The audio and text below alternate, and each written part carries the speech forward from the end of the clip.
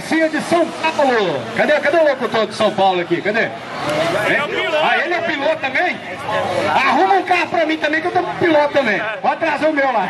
Esse é o Mineirinho, filho. É o Mineirinho, né? É o Mineirinho, filho. Ele vai comer quietinho também. É o Mineirinho Caliza. Mineirinho Caliza, o locutor piloto. Pode... Quero o carro também.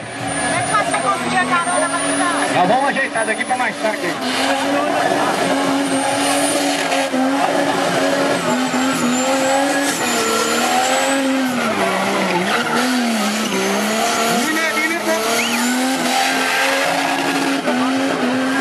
O Mineirinho é popular. Equipe Garcia. Aí a galera de São Paulo marcando presença, tampando tudo de fumaça no posto Cacareco.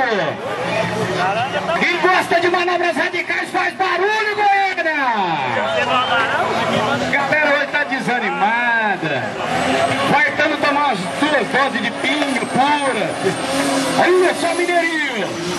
Segura o Mineirinho, segura o Mineirinho. Deu uma escapadinha da mão ali, conseguiu segurar legal ali. Esse é o piloto locutor da equipe Garcia. Deixa o santo aí, não tira o santo daí não. Aí tem um santo que já viu várias vezes ali. Falou, eu vou ficar aqui nada.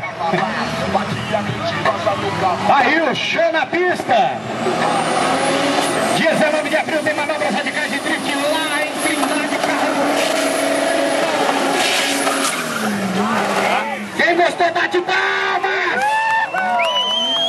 Rapaz, o cara chegou desafiando, rapaz! O cara chegou desafiando, rapaz! Mineirinho! Olha, eu quero meu, a próxima volta é minha! Deixa eu só arrumar ele aqui, peraí. A próxima volta é minha! É isso, queria agradecer vocês aqui presente, essa galera maravilhosa aí, falando tudo. Eu sabendo de manobra radical, velho. Queria agradecer aí toda a minha família que foi em casa.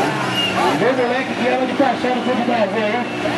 Mas eu quiser ter mais aí, vamos ver tudo.